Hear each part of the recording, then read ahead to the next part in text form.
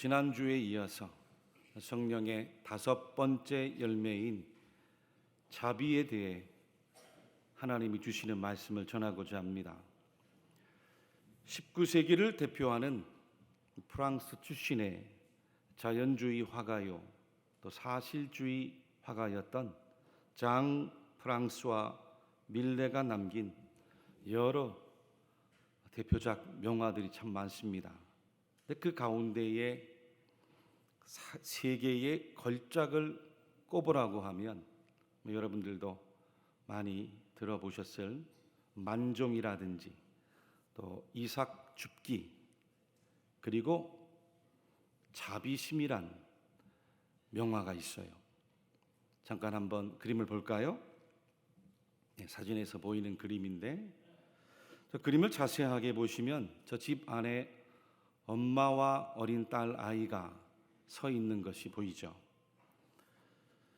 딸 아이는 뭔가를 손에 들고, 그리고 그 시선이 문 밖을 향해 있는 것을 또 볼 수 있습니다. 저 아이의 시선을 따라가 보니 왼편 열린 문 밖에는 노인처럼 보이는 한 얼굴과 또 다른 사람의 얼굴도 반쯤 보이고 있습니다. 자세하게 보이지는 않지만 저들이 헐벗고 굶주린 모습인데 선뜻 집 안으로 들어오기는 미안하고 그저 밖에서 도움의 손길을 기다리는 듯한 표정을 하고 있습니다. 그때 착한 마음씨를 가진 딸 아이가 엄마로부터 받은 빵과 같은 음식을 가지고 밖에 내주려는 장면이 마치 엄마가 그 딸 아이에게 어려운 이웃을 만나면 함께 돕고 음식도 함께 나누어 줘야 된다 말하고 있는 것처럼 보이는 겁니다. 근데 여러분, 저 그림 보시면 집안의 분위기가 그렇게 잘 사는 집은 아니죠. 넉넉한 형편의 집이 아니에요. 그래도 아끼는 음식을 함께 나눠 먹으려고 하는 모습 때문에 밀레는 저 그림의 제목을 바로 자비심이다 라고 정했어요. 밀레는 어린 시절의 감동적인 추억을 저 그림으로 재현했다고 합니다. 빼꼼히 열린 그 문틈 사이로 구걸하는 이의 반쯤 가려진 얼굴도 밀레가 평소 좋아했던 네덜란드의 화가 렘브란트의 판화 작품 속에서 자주 보이는 요셉의 얼굴과 같다는 평판도 있습니다. 사랑하는 교회 여러분들, 오늘 우리가 읽은 이 성경 말씀에 갈라디아서 5장 22절에 성령의 5번째 열매인 자비, 그리고 누가복음 6장 36절에 결론과 같은 말씀, 너희 아버지의 자비로우심 같이 너희도 자비로운 자가 되라 라고 하신 그 자비, 그 자비는 바로 이와 같은 거예요. 나도 부족하지만, 나도 모자라지만, 나도 연약하고 힘없고 어렵지만 나보다 더 어려운 이웃을 만나면 나의 것을 나누어 줄 수 있는 마음, 나의 것을 쪼개서 나누어 줄 수 있는 그 마음, 그 마음이 바로 자비라는 거예요. 할렐루야, 할렐루야. 쪼개서 나누어 줄 때는 너희를 사랑하는 자들만을 가려서 주지 말아라 말씀하셨어요. 비록 너희를 미워하는 원수라도 가리지 말고 주어라. 세상 사람들처럼 받기를 바라면서도 주지 말아라 주님이 말씀하셨어요. 왜요? 죄인들도 그 정도는 다 한다는 거예요. 너희가 만일 너희를 사랑하는 자만을 사랑하면 칭찬받을 것이 무엇이냐? 너희가 만일 선대하는 자만을 선대하면 칭찬받을 것이 무엇이냐? 너희가 받기를 바라고 사람들에게 구워주면 칭찬받을 것이 무엇이냐? 오직 너희는 원수를 사랑하고 선대하며 아무것도 바라지 말고 구워주라. 그리하면 너희 상이 클 것이요.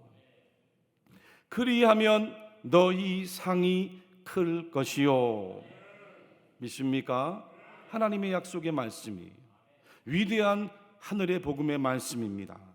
주님이 직접 약속해 주신 말씀이에요. 저에게도 밀레와 같은 어릴 적 추억이 있어요. 제 어머님에 관한 추억입니다. 제가 어렸을 때에 저 어머님과 함께 대중교통 버스를 탔는데, 여러분 그때 시대만 해도 버스마다 승객들에게 도움을 구하는 분들이 종종 있었습니다. 버스에 올라와서 볼펜도 팔고 연필도 팔고 껌도 팔고 때미는 수건도 팔고 뭐 기타 작은 생활용품도 팔면서 신세를 한탄하는 분들이 종종 있었어요. 그렇다고 해서 버스에 탄 승객들이 다 그 물건을 사주는 것도 아니었습니다. 하지만 제 기억에 제 어머니께서는 선뜻 돈을 주고 그 물건을 사시는 거예요. 그때도 마찬가지였습니다. 어떤 분이 올라와서 물건을 파느라고 그걸 하는데 물건을 사주셨어요. 그리고 또다시 다른 정거장에 어느 분이 올라와서 다른 물건을 가지고 구걸하는데도 또 지갑을 열어서 그 물건을 사주시는 거예요. 그리고 얼마 안 있다가 다른 정거장에 또 구걸하는 분이 올라와서 또 다른 물건을 파는데 또 지갑을 여셔서 물건을 사시는 거예요. 마지막 세 번째는 물건은 받지 않고 제일 어려웠던 분인 것 같은데 그냥 돈을 주시는 거예요. 당시 저희 집 형편도 넉넉한 형편이 아니었습니다. 그러니 어린 저의 마음 가운데는 그 어머니의 모습이 지금까지도 강렬한 기억으로 남아있어요. 그렇게 저 어머니께서는 늘 남들을 돕고 베풀어 주기를 좋아하셨던 기억으로 남아있습니다. 그래서인지 몰라도 이 정도 여태 살아오면서 베풀기를 좋아했습니다. 원래 설교자가 자기 가족이나 자기 이야기를 하는 건 아닙니다. 근데 오늘 이 자비에 대한 하나님의 약속의 말씀을 저의 간증을 담아 하나님께 영광 돌리려고 여러분들에게 먼저 양해를 구하고 저의 이야기를 잠깐 하려 합니다. 신학교 다닐 때 저는 늘 아르바이트를 했습니다. 그러다 보니 신학교 동기들 사이에도 아르바이트한 비용이 조금 넉넉해서 식당에 가면 주로 밥을 냈어요. 저보다 어려운 친구들을 만나면 교회에서 받은 장학금을 그 친구에게 대신 내어주기도 했고, 또 친구가 어려운 것 같은 생각이 들면 몰래 그 친구의 책갈피에 용돈도 저도 어려웠지만 살며시 놓고 오기도 했어요. 전에 섬기던 교회에서도 직원들과 동료 사역자들 사이에 간식도 제가 제일 많이 산 기억이 납니다. 그래서 지금도 그 교회 올라가면 직원분들이 얼마나 좋아하는지 몰라요. 부교육자로 10년 사역을 마치고 담임으로 결정이 되어 내려올 때 교회에서 목사님 수고했다고 퇴직금을 주시는데 상당히 꽤 많은 사례를 목돈으로 받게 되었습니다.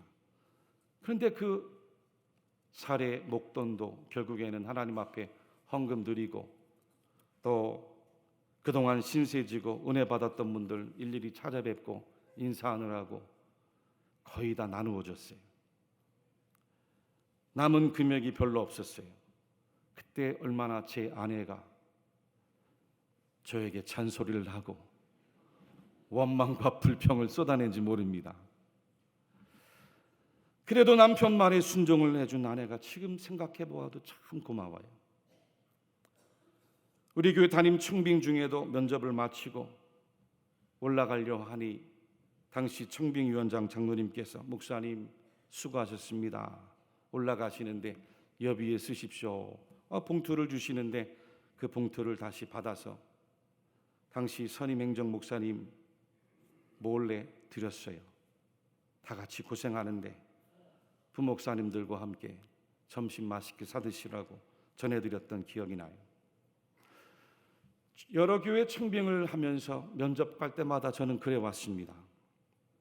그러면서 저는 늘 하나님 앞에 기도해 왔습니다. 하나님, 이왕 이종을 목회자로 부르신다면 받는 교회보단 주는 교회에서 목회하고 싶습니다. 받는 목사보다는 주는 목사가 되고 싶습니다. 늘 기도해 왔는데 지금 어떻게 응답을 받았습니까?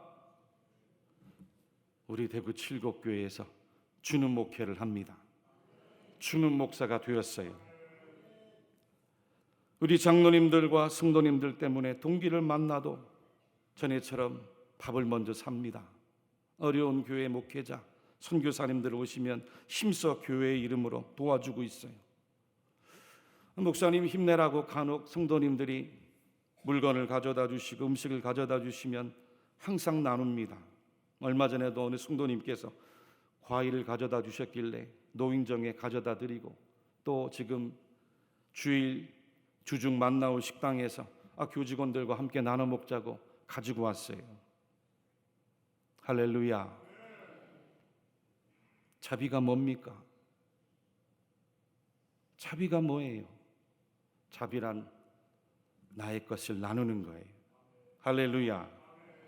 이 자비란 말을 헬라어로 크레스토테스인데 신약 성경 모두 한 10번이 기록이 되어 있습니다. 그 뜻은 친절, 관용, 선함, 선대. 영어 성경 킹 제임스 버전에는 젠틀리스라고 번역을 했고, NIV 성경에는 카인드니스라고 번역을 했어요.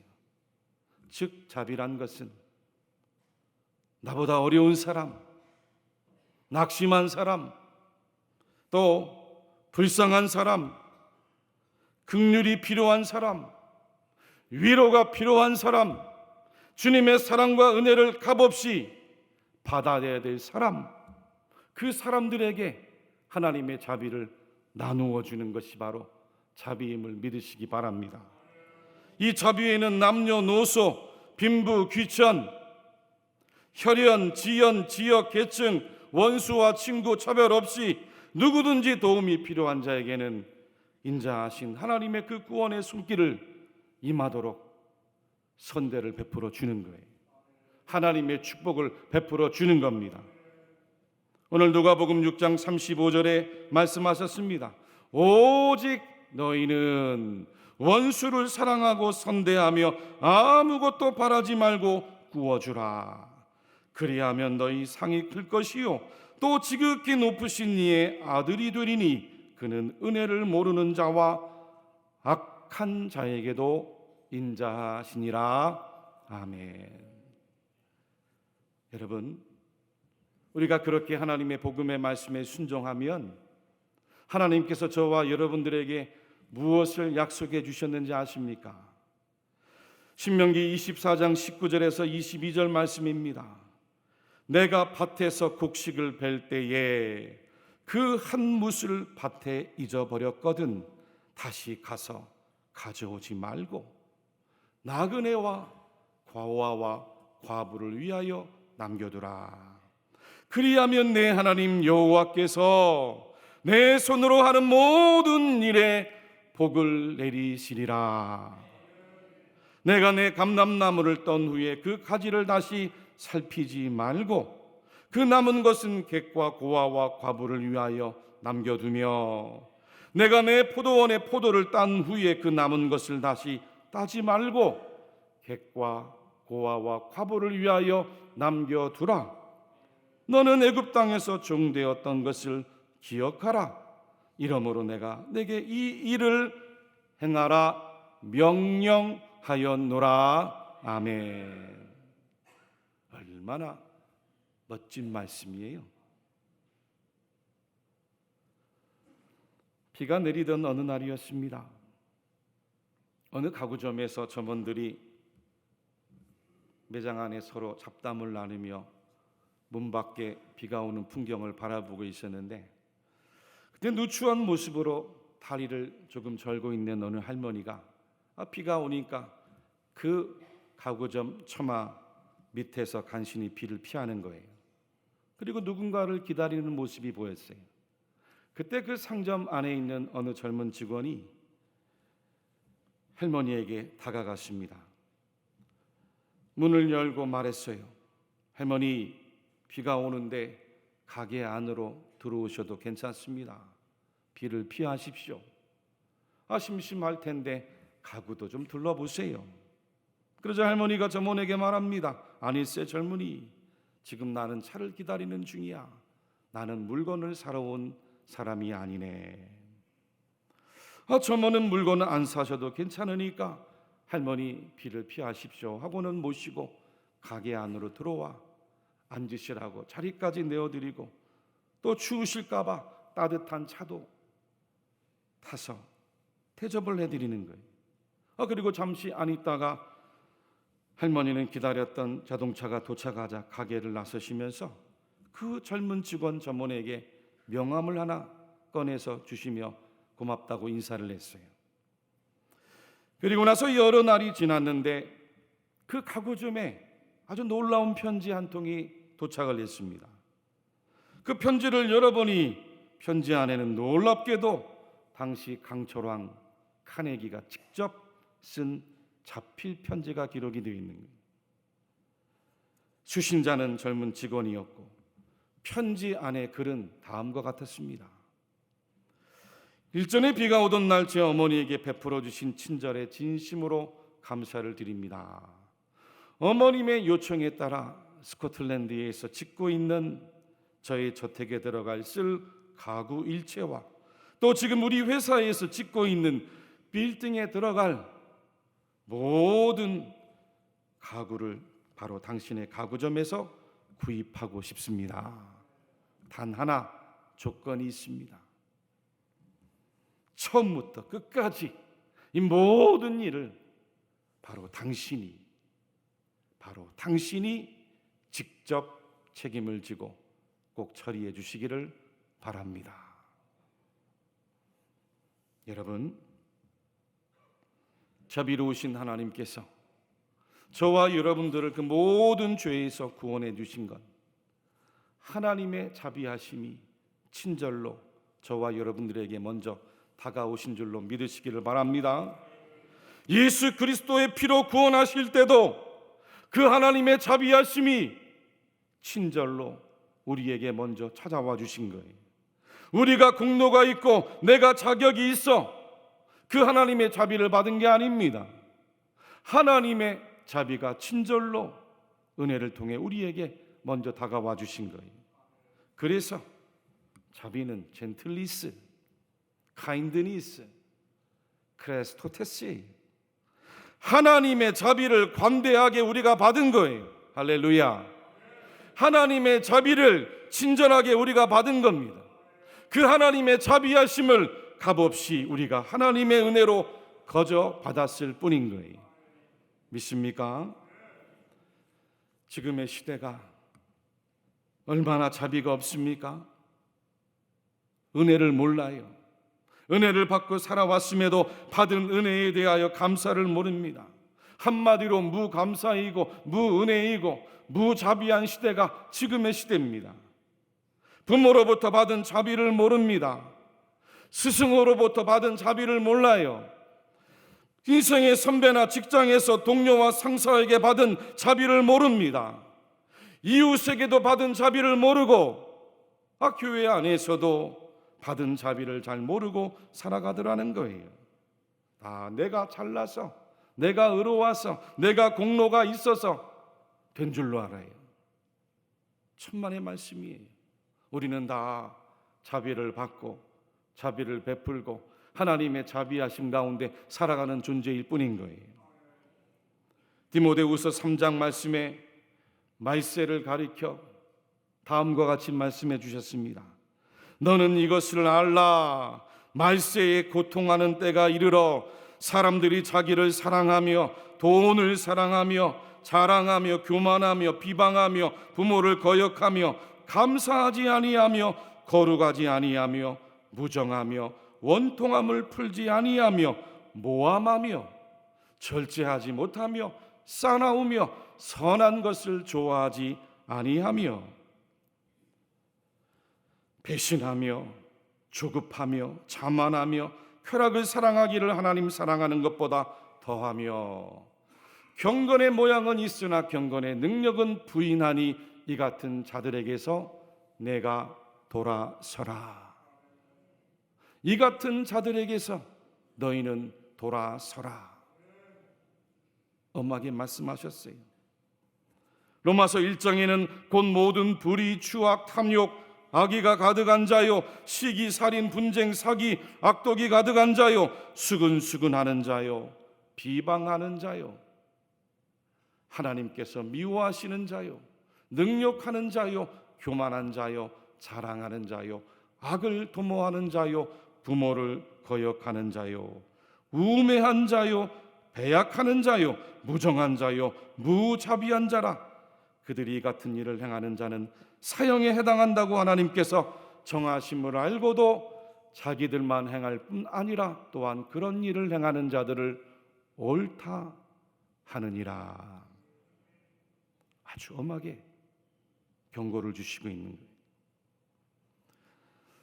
지난주도 그렇고 이번 주도 그렇고 오늘 광고 말씀드린 것처럼 우리 남선교회에서 미자립교회, 시골교회 가서 봉사하신다고 하니까 얼마나 감사한지 몰라요. 어느 선교회 회장 안수 집사님께서 이와 같은 봉사의 말씀을 하셔서 제가 그랬어요. 집사님 너무 잘하셨습니다. 너무 좋은 생각입니다. 이왕 봉사하러 가는 김에 그곳 교회 오후 예배도 참석을 하십시오. 헌금은 그곳에 가서 드리세요. 그리고 목사님의 말씀을 교우들과 함께 듣고 봉사하시고 전도도 함께 하고 오십시오. 그와 같은 말씀을 드렸어요. 목사님이 얼마나 힘이 되시겠느냐고. 지난번 우리 교회가 120주년을 맞이해서 캄보디아에 건축을 하는데 불과 4개월, 5개월 만에 작정했던 예상한 건축비 2억이 훨씬 넘는 많은 헌금이 많은 성도들을 통해서 함께 동참해 주시는 기적이 일어났어요. 이럴 때는 아멘 좀 크게 하셔야죠. 기적이 일어났습니다. 기적이 일어났습니다. 기적 아닙니까? 어려운 이때 우리 교회 4개월, 5개월 만에 거의 3억이 다 되는 돈이 하나님 앞에 드려졌어요. 우리 교회 건축 부채도 남아 있었지만 하나님이 우리보다 어려운 교회, 그 어려운 선교지를 돕고 자비를 실천하는 일을 얼마나 기뻐하셨으면 모든 것을 하나님이 행하신 거죠. 그동안 120년 우리 교회가 받은 은혜를 생각하면 우리 교회는 그 하나님의 자비를, 그 받은 은혜를 자꾸 나누어야 되는 거예요. 어려운 교회 나누어주고, 미자립교회, 시골교회 나누어주고, 해외 선교지에 나누어주는, 그래야 하나님께서 오늘 하신 약속의 말씀처럼 우리 교회와 우리 성도들 그리고 여러분들의 후손들이 더 많은 약속의 말씀대로 축복을 받게 될 줄로 믿습니다. 이 말씀을 자녀들에게 가르치세요. 우리도 연약하지만, 우리도 부족하지만, 우리도 모자라지만 나에게 있는 것을 쪼개어 나눠주는 자비를 실천하면 하나님의 복음의 말씀이 여러분의 인생과 여러분의 자녀와 여러분의 앞길을 책임져 주신다는 거예요. 그와 같은 자비의 마음 내가 어찌할 수 있겠습니까? 성령의 열매라는 거예요. 믿습니까? 사랑, 희락, 화평, 오래 참음에 이어서 하나님의 성령이 우리 안에 역사할 때에 우리는 자비를 실천하는 자로 살아갈 수가 있더라는 거예요. 우리의 공로로는 안 됩니다. 나의 힘으로는 안 돼요. 누가 자비하신 하나님의 아들로, 하나님의 딸로 살아갈 수 있겠습니까? 누가 자비하신 하나님의 성도로, 하나님의 백성으로 살아갈 수 있겠어요? 누가 우리를 위하여 십자가를 지시기까지 그 자비의 마음을 잃지 않으셨던 예수 그리스도의 제자로 살아갈 수 있느냐고요. 예수 그리스도의 말씀이 여기 있습니다. 우리 마지막으로 마태복음 25장 35절에서 40절 말씀 같이 한 목소리를 읽고 말씀을 마칠까 합니다. 함께 같이 읽겠습니다. 시작. 내가 줄일 때에 목마를 때에 마시게 하였고 나그네 되었을 때에 영접하였고 헐 벗었을 때에 옷을 입혔고 병 들었을 때에 돌보았고 옥에 갇혔을 때에 와서 보았느니라. 이에 의인들이 대답하여 이르되 주여 우리가 어느 때에 주께서 줄이신 것을 보고 음식을 대접하였으며 목마르신 것을 보고 마시게 하였나이까? 어느 때에 나그네 되신 것을 보고 영접하였으며 헐 벗으신 것을 보고 옷 입혔나이까? 어느 때에 병 드신 것이나 옥에 갇히신 것을 보고 가서 배웠나이까 하리니 임금이 대답하여 이르시되 내가 진실로 너희에게 이르노니 너희가 여기 내 형제 중에 지극히 작은 자 하나에게 한 것이 곧 내게 한 것이니라 하시고 아멘.